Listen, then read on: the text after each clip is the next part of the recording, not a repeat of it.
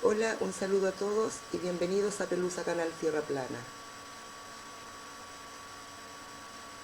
Estoy haciendo una serie de videos, pero yo creo que unos 3 o 4 a lo mucho voy a hacer con este título, porque estoy contándoles algunas de las experiencias más importantes que me ha tocado vivir. En el video anterior les comentaba de esta decisión que tomé de irme a vivir a la calle. En aquel momento, como les dije, sufrí un golpe fuerte, que fue la trágica muerte del papá de mi hija. Pero antes de eso quiero aclarar algo.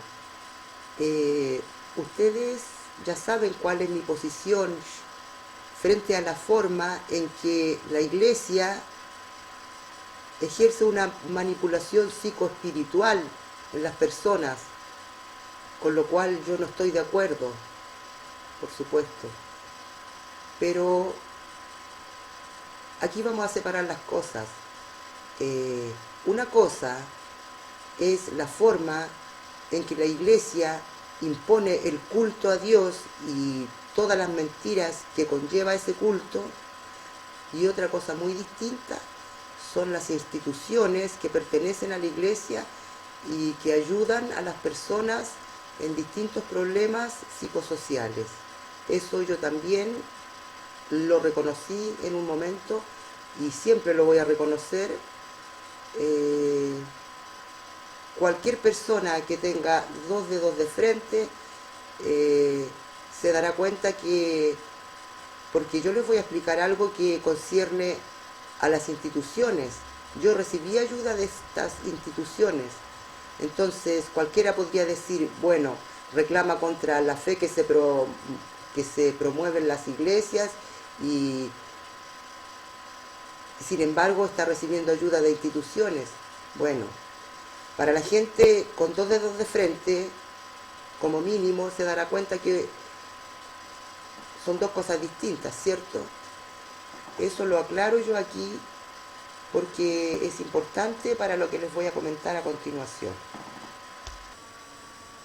A través del papá de mi hija yo pude conocer lo que es la depresión endógena, que un tiempo después me lo comentó una psicóloga que me aclaró bastante en cuanto a eso. Depresión endógena porque el papá de mi hija en 2 ocasiones anteriores, cuando yo aún no estaba con él, intentó hacerlo y no le dio resultado. La primera vez, según lo que él me cuenta, la cuerda le quedó muy suelta y se le soltó. Y la segunda vez la hermana de él, con la que él vivía en ese momento, se dio cuenta. Bueno, yo de principio, al uno ser ignorante en estos casos y además por ser primera vez que yo experimentaba algo tan fuerte, uno ignora el por qué deben suceder estas cosas. Y como les digo, una psicóloga, una muy buena psicóloga, me explicó qué era lo que pasaba cuando cuando una persona sufría una depresión endógena, que por lo general, si no es tratada a tiempo, tarde o temprano la persona va a atentar contra su vida y esté con quien esté. Yo no sé si fue realmente depresión la que yo sufrí después después de esta experiencia tan trágica que es el suicidio de una persona, y más cuando ha sido tu pareja. Yo no soy casada legalmente, nosotros llevábamos 3 años de convivencia con 2 de mis hijos y la menor, que era hija de él. Mi hija tenía 3 años cuando pasó esto. Bueno, antes me daba vergüenza comentarlo, pero ahora no. Yo interné a mis hijos porque él empezó a sufrir esta depresión cada vez más profunda, y era una persona que que estaba todo el día oscuro en una pieza, con la luz apagada. Estaba muy arraigada ya su depresión, no era vida la que vivía, estaba muy irritable, no podía trabajar así, estaba pasando problemas económicos importantes, yo tenía que hacer algo por mis hijos, así que como no tenía madre, ni padre, ni perro que me ladre, aparte de él que era mi compañero en esos momentos, que en el primer tiempo que estuvimos juntos, bueno, la relación mía con él siempre fue buena. Él era una persona que venía de una familia, digamos, bien compuesta, en el sentido de que tenían un buen pasar. Él era hijo de un suboficial de carabineros y eh, no tenía una profesión universitaria, pero él era maestro carpintero, un maestro carpintero de la construcción, por lo menos aquí en Chile, es una persona que no es mal pagada. Eh, entonces de principio estuvimos bien en todo sentido porque había afinidad entre nosotros, teníamos los mismos proyectos de vida, no grandes proyectos de vida como se los imaginaría cualquiera, sino que los dos teníamos esa visión de hogar, de criar a los hijos con calor de hogar, con la presencia de la mamá.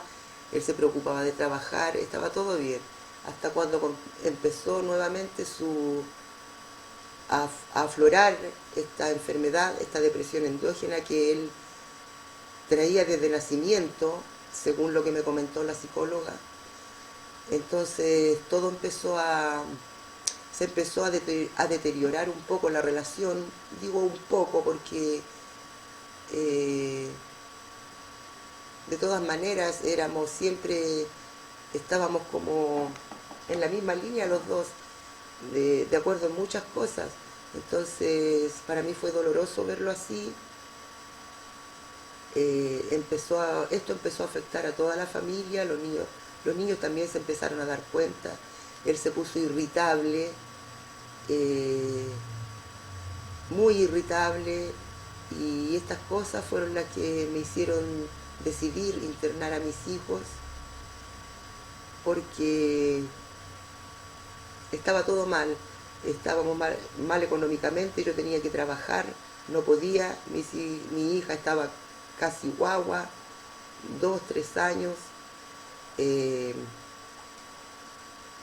Yo saqué las cuentas de todo. Si yo, porque yo estaba trabajando, mientras él sufría de esta depresión, yo estaba trabajando por mediodía, y mediodía sin tener un título es muy mal pagado, o sea, no me alcanzaba prácticamente para nada, así que tuve que hacerlo por necesidad. Mi mamá me ofreció irme a su casa en aquel entonces, lo cual no acepté. No acepté porque yo ya tenía la experiencia de vivir. Estuve viviendo casi una semana en la casa de mi mamá con mis hijos, poco tiempo antes que pasara esto. Y no aguanté la forma en que ella se comportó conmigo y con mis hijos. Yo no iba a dejar que todas las humillaciones que fueron para mí en algún momento cuando yo era niña, las sufrieran ahora mis hijos, no lo iba a permitir. Mi mamá no es una persona mala que ande dañando a todo el mundo, ella tiene cierta fijación con algunas personas, y cuando yo, como les comenté, empecé a ser adolescente, ella fijó su mirada en mí, porque antes de eso yo me sentía querida por ella, porque ella no hacía diferencia entre nosotras y era una mujer muy preocupada de todas nuestras cosas en el sentido material, responsable, era presente, por ejemplo, en el colegio, se preocupaba. Entonces yo percibía que ella nos quería. A través de esa preocupación uno percibe el cariño, aunque no sea precisamente a través del contacto físico. Pero una vez que yo fui adolescente, ella en poco tiempo cambió totalmente conmigo, y y empecé a sufrir humillaciones de parte de ella también, muchas, muchas, muchas. Eh, Así que una vez tuve que irme para la casa de ella por una semana y no lo soporté. No dije esto, yo no voy a permitir que se repita la historia esta vez con mis hijos, porque mis hijos no podían llorar, le molestaba el llanto, le molestaba que tocaran todo, no podían cargar los teléfonos porque se gastaba mucha luz, era algo todo el día así. Ellos comían y después de que estaba la mesa toda, que había sido ocupada con todas las cosas ahí sucias, me tocaba el turno a mí, de mis hijos, era muy humillante. Estoy diciendo ciertos detalles para que ustedes me entiendan mi postura. No lo iba a permitir y esos eran detalles nomás. Yo sabía eh, eh, yo sabía cómo era la dueña de casa, así que no, no estaba dentro de las posibilidades el irme con mis hijos a vivir bajo el mismo techo con ella. Yo interné a mis hijos, eh, bueno, después que falleció el papá de mi hija, ya estaban mis hijos internos y yo tengo que reconocer porque yo durante mi vida he sido bastante víctima de la gente y no lo estoy diciendo para hacerme la víctima, es la realidad. Como les dije, si la vida se empeñó en ponerme por delante gente muy de mala vibra, entonces la gente que es así, cuando ve una persona que es lo opuesto y que la gente es envidiosa, y es envidioso hasta por lo más mínimo, si no es que uno sea superior, ni mucho menos, pero la gente envidiosa es muy dañina y no soporta ver a nadie que esté bien cerca de ellos, y hace daño y viven para eso. Y eso fue lo que me tocó vivir a mí en general con la gente que me rodeó siempre. Entonces, como les digo, he sido víctima en gran medida, pero también yo he cometido errores como todos los seres humanos que pisamos la tierra.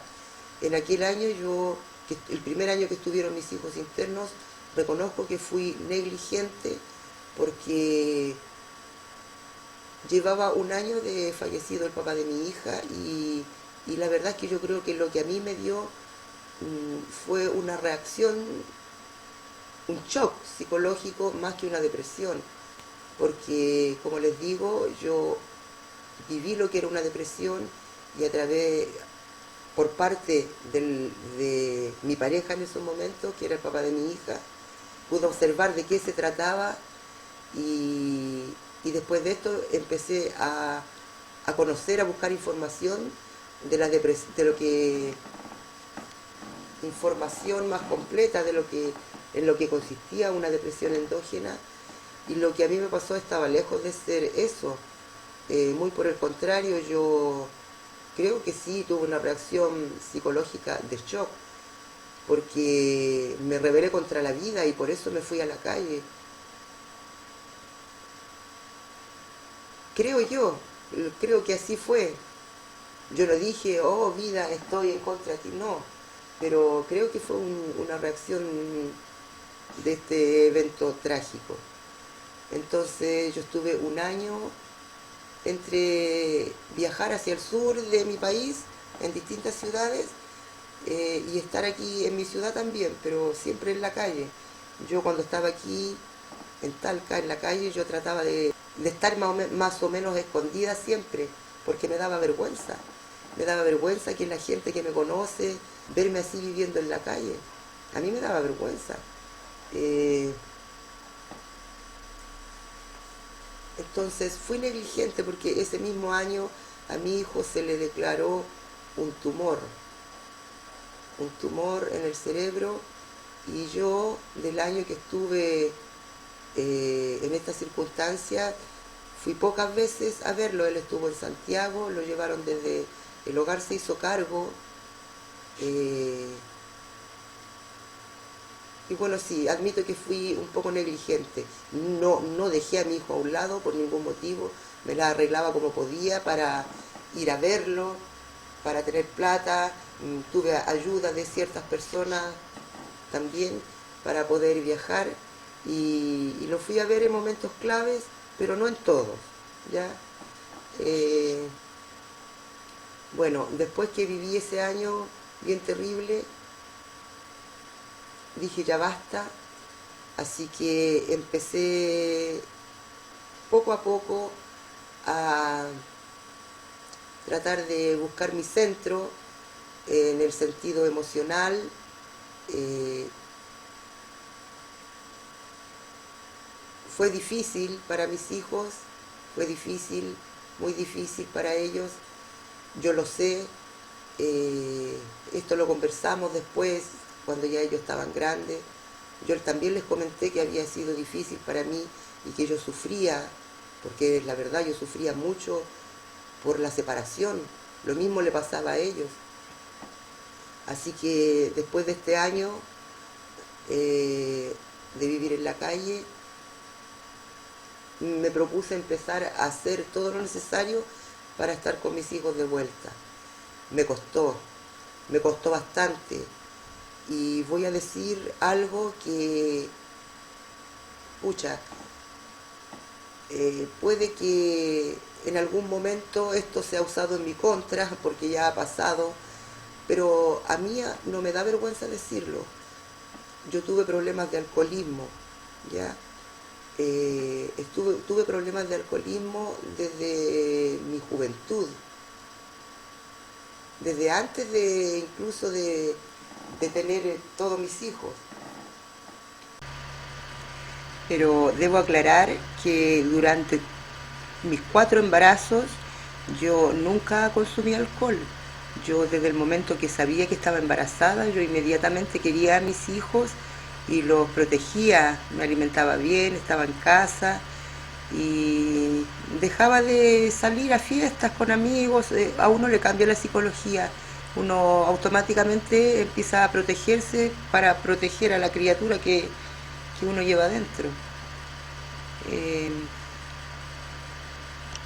Eh, yo ese año cuando fui a vivir a la calle, no fue para precisamente porque me hundí en el alcohol, muy por el contrario. Esta decisión, como les dije, la tomé a conciencia. Tuve que dejar el alcohol bastante a un lado, porque una mujer sola, porque yo podía andar mal acompañada, pero yo en el fondo yo fui sola, fue una decisión que yo tomé sola. Yo salí sola y yo siempre sola. Entonces, una mujer en la calle no puede andar así, porque terminan mal. Así que esa parte del consumo de alcohol fue súper controlado. Los demás no se daban cuenta, pero yo lo llevé súper controlado, porque en el fondo la tensión de vivir en la calle no me permitía dejarme llevar por la corriente. Eh, Ahora quiero aclarar lo siguiente. Yo, claro, anduve un año viviendo en la calle, pero yo no era cualquier persona que andaba viviendo en la calle. Yo llevaba mi mochila con mi ropa bonita que siempre me ha gustado usar.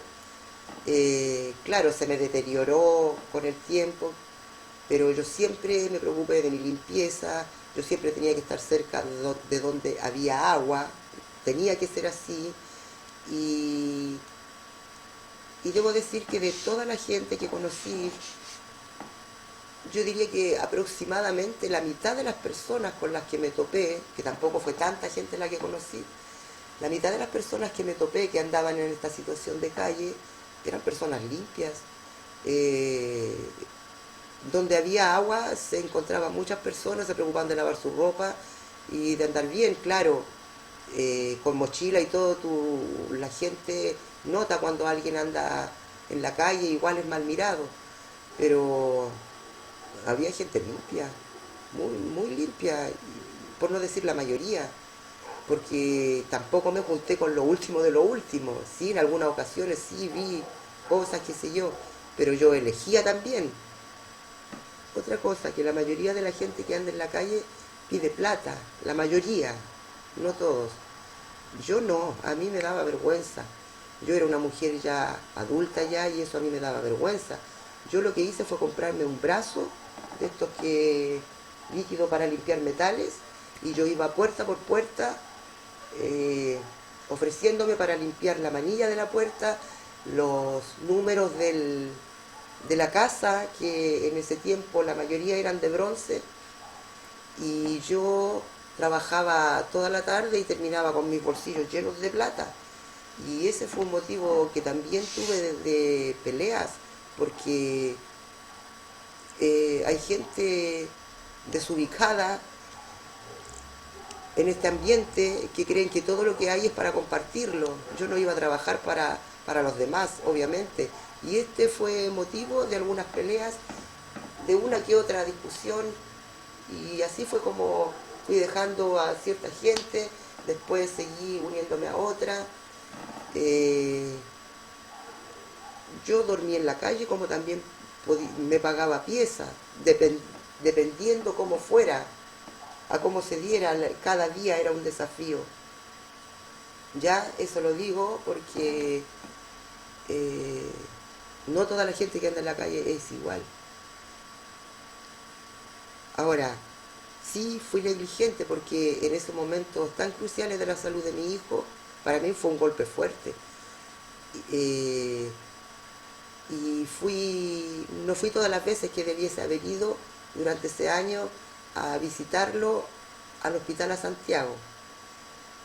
Pero una vez pasado este año, eh, como yo siempre supe que mi destino no era estar en la calle, que todo eso era un pasaje de mi vida, siempre lo supe, siempre estuve consciente que yo no estaba destinada para vivir así, porque de la partida no me gustaba. Entonces volví y o sea, me salí de la calle, más bien dicho, y porque tuve ayuda de ciertas personas claves hasta el día de hoy en mi vida.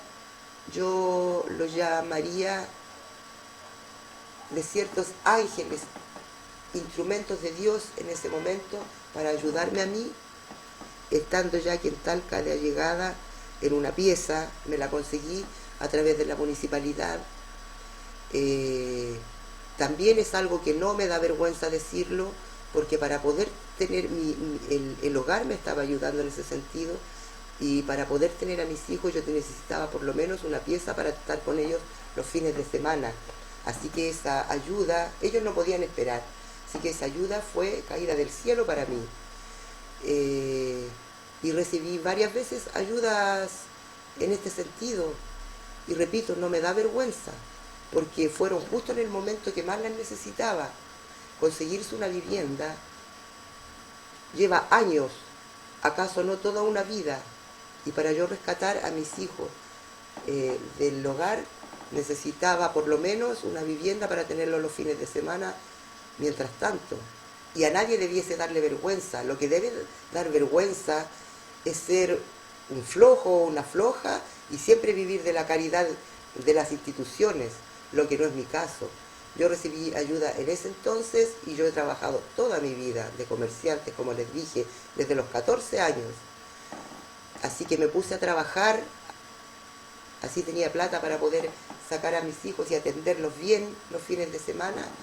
Entre tanto me hice un tratamiento alcohólico, porque a pesar de haber estado un año con eso controlado por mí, yo sabía que ese problema lo tenía latente, así que me hice un tratamiento alcohólico, internada.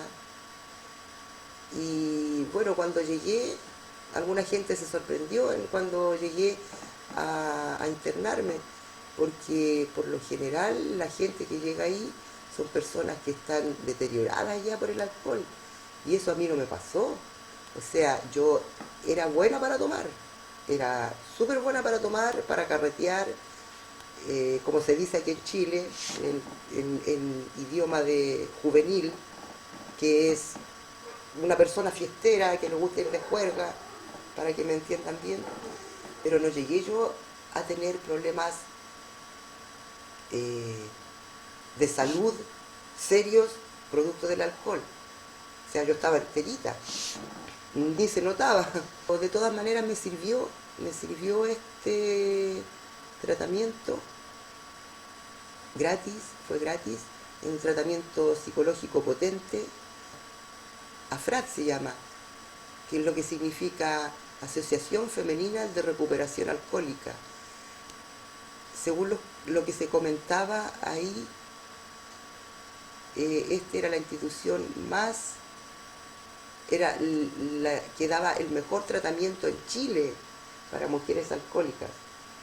Primero porque era absolutamente gratis, y segundo porque antes de llegar a lo que es farmacología, era un tratamiento psicológico intensivo, donde se trataba de reunirnos, contar nuestras experiencias, y eso es lo mejor, el apoyo, el contar las experiencias, el ver uno a qué extremo se puede llegar, porque yo felizmente nunca toqué fondo,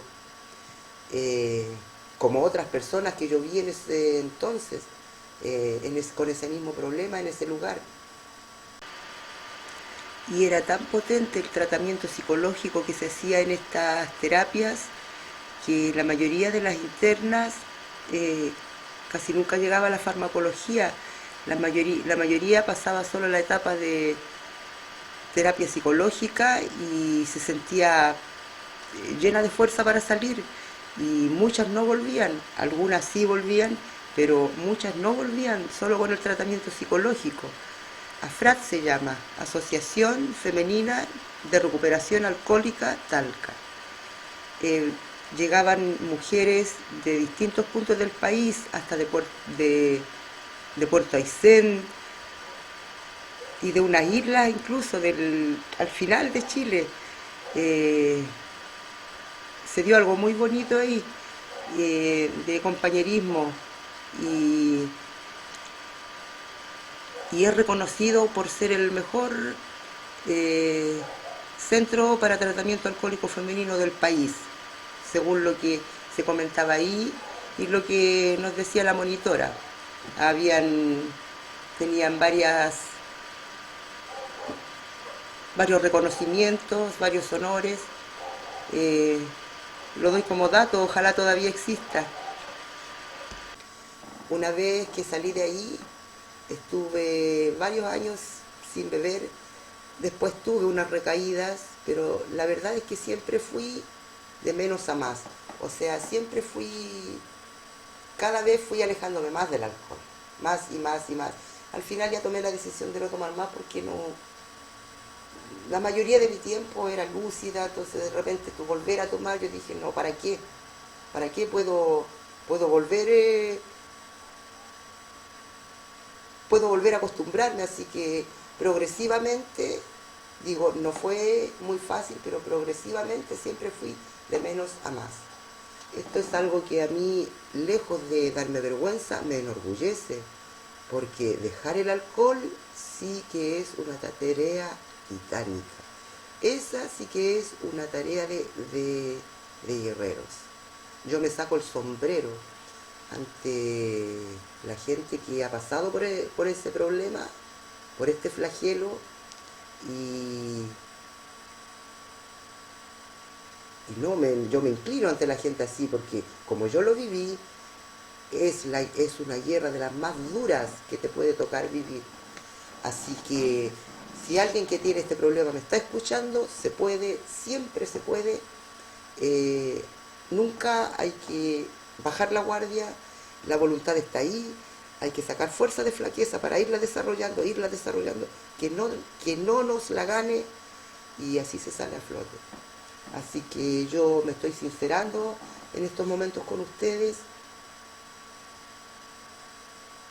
Entonces, ¿qué pasó?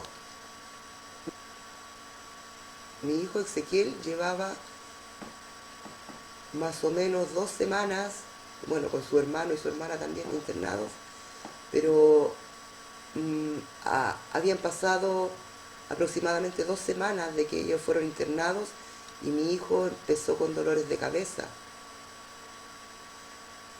fuertes, muy fuertes, y en un momento tuvieron que llevarlo a la urgencia aquí en Talca y le hicieron una radiografía, y en la radiografía le descubren un cáncer, según el doctor que lo operó en el Hospital de Neurocirugía Infantil en Santiago. Era un tumor del porte de un puño de una mujer. Así que lo llevaron a Santiago de urgencia, a los 3 días lo operaron, yo lo fui a ver, yo vivía en la calle, pero lo fui a ver después de su operación. En otra ocasión fui con mi mamá también, fueron ellos, sí, fueron como familia, igual fueron.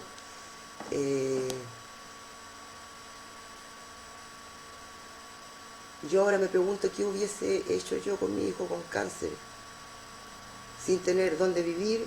Lo que yo hubiese hecho, hubiese ido al hospital de todas maneras, pero no se dio así.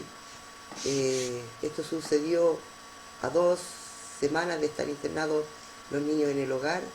Mi hijo, todo su tratamiento, todo, que fue por años, salió absolutamente gratis. A mis hijos los quisieron siempre en el hogar, desde un principio fueron queridos, entonces yo tengo mucho que agradecerles a ellos, a la madre Erika, a la madre Eulalia. Ezequiel, antes de ser operado, fue bautizado en el hogar se llama San José. Él fue bautizado, el sacerdote de la catedral fue el padrino, y la madre Eulalia, que en ese entonces era la madre superiora, fue la madrina. Y también llevaban a mi otro hijo, porque ellos siempre estaban juntos, porque tenían cercanía de edad, eran de diferencia de una edad. Ellos fueron los que más tuvieron conmigo en su crianza hasta los 8 o 9 años, cuando entraron al hogar. Entonces ellos eran inseparables. Fue un golpe muy fuerte para mi hijo, para el menor de mis hijos hombres, la muerte de su hermano, porque ellos eran como uno solo. Y bueno, yo sé que aquí en Chile, y no solo aquí en Chile, esto se traspola, yo creo que a todos los rincones del mundo, donde hay hogares que pasan cosas muy indeseables que no quisiéramos que sucedieran en los hogares de niños. Aquí estos últimos años, aquí en Chile, hubo gran revuelo por el trato que recibían muchos de los niños en estas instituciones, pero en mi caso yo no sé que esto sucede, pero por parte mía yo no tengo nada que decir, solo estar agradecida, porque en estas instituciones públicas siempre hay elementos buenos y elementos no tan buenos, ya sea por la gente que trabaja ahí, o ya sea por la gente que llega a pedir estos beneficios. Así que yo estoy eternamente agradecida del Hogar San José.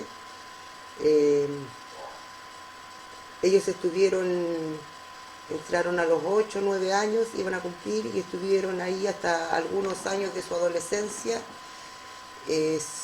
Primero en un hogar, en el San José, pero en un edificio que era el Hogar San José antiguo de aquí de Talca. La edificación era muy antigua, parecía un castillo, pero demasiado antiguo. Tenía iglesia dentro, habían estatuas en los pasillos. Era un lugar muy cargado de historia, muy cargado de historia. Y unos meses antes del terremoto, del año 2010 que hubo aquí en Chile, de magnitud 8.8, los niños los cambiaron a un hogar nuevo que ya habían terminado de construir. Yo creo que unos 2 meses antes fue, más o menos. Luego vino el terremoto y ese hogar se vino prácticamente abajo. Así que siempre los niños ahí estuvieron protegidos. Estaba la mano de Dios ahí, protegiéndolos de lo peor, a mis hijos y a todos en general, en ese sentido. Y bueno, yo lo único que puedo hacer es agradecer y pedirles que oren por la madre Erika en todo el tiempo que él estuvo en su tratamiento. Mi hijo estuvo viviendo en Santiago, en el convento de las Agustinas. Yo también lo fui a ver ahí. La madre Erika estaba a cargo de él como paciente, era su tutora. Se portaron excelente. Mi hijo siempre estuvo rodeado por gente del hospital. Yo iba con él caminando por las calles de Talca y se paraban a saludarlo señoras de las damas de rojo, de las damas de morado. Todos tenían que ver con él, lo querían mucho. Lo que sí me llamó harto la atención, que a mí se me tomaba bien poco en cuenta. Yo no lo pasé muy bien en los hogares porque, como les digo, hay gente buena y gente un poco extraña también. Yo pasé varias cosas ahí que no deberían haber provenido de un hogar, como por ejemplo,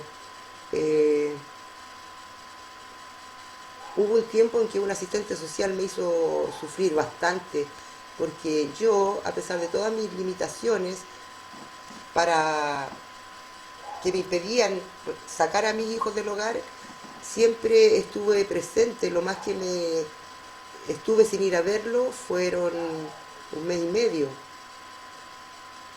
más o menos, un poco menos de 1 mes y medio.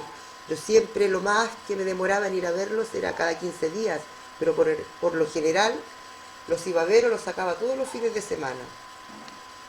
Ya en esto también estaba el papá, que siempre estuvo en guerra conmigo desde el principio, cuando lo conocí, en todo el sentido de la palabra.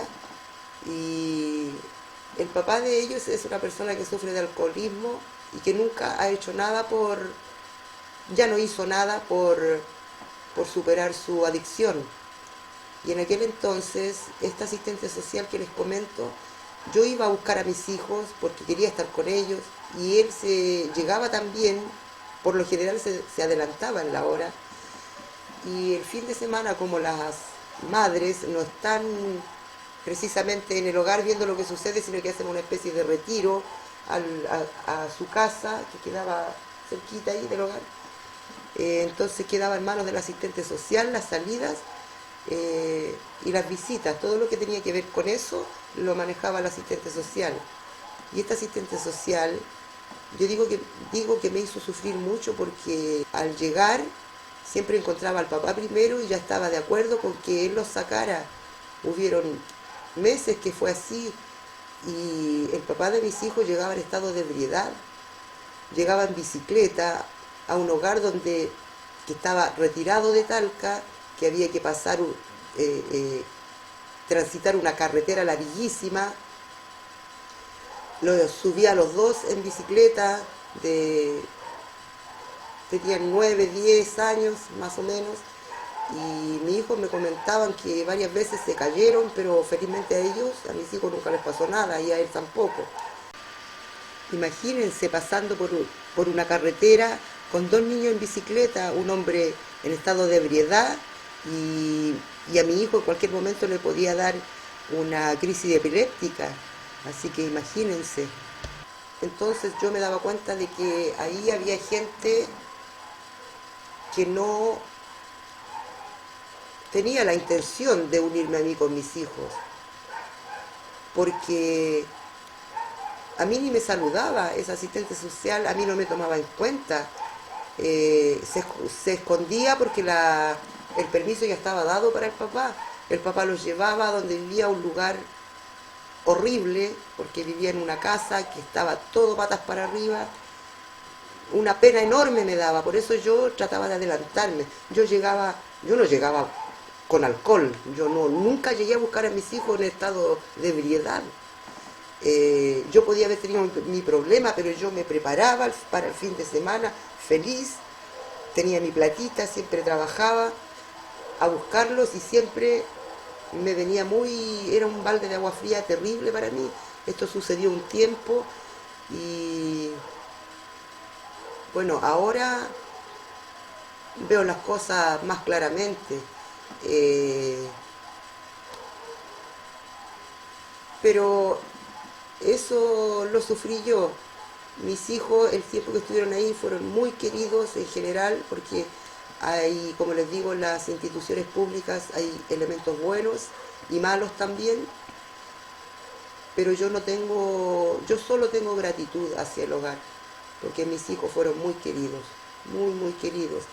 El padre del, el padre de la catedral, que era el padre que iba a hacer las misas al hogar, él fue a dar una bendición cuando mi hijo, antes de ir al cementerio, porque a mi hijo no le hicimos misa. Yo le dije al padre que yo, como mi hijo, creíamos en la divinidad y en Jesús como su enviado, pero sin iglesias. Y el padre no tuvo ningún problema, lo respetó y él fue a dar una bendición. Tiene un nombre, no sé cómo se llama, no me acuerdo si se llama homilía, pero tiene un nombre eso. Y esa bendición le permití al padre que lo hiciera porque más que mal conoció a mi hijo y es su padrino. Así que yo solo puedo tener gratitud por el Hogar San José.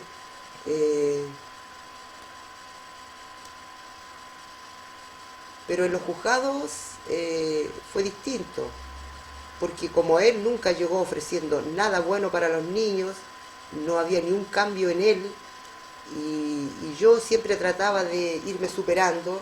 Finalmente, después de cada audiencia, la jueza me daba preferencia a mí para sacarlo los fines de semana y no a él, porque él llegaba y nunca ofrecía un cambio.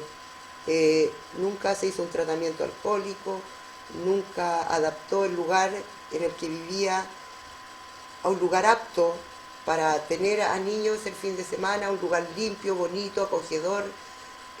Nada, lo único que hacía era un asado y entre medio él tomaba y después lo iba a dejar curado o semicurado. Ya, pero en los juzgados las cosas cambiaron para mí y al último ya a él no se le tomaba en cuenta, terminaba siempre yo quedándome con los niños los fines de semana y así es como también a través del hogar hicieron los trámites para obtener una vivienda, para sacarlos de una vez por todas, porque en una pieza no podíamos vivir tantos. Entonces el hogar hizo un trámite a través de la Fundación Crate, que se demoró,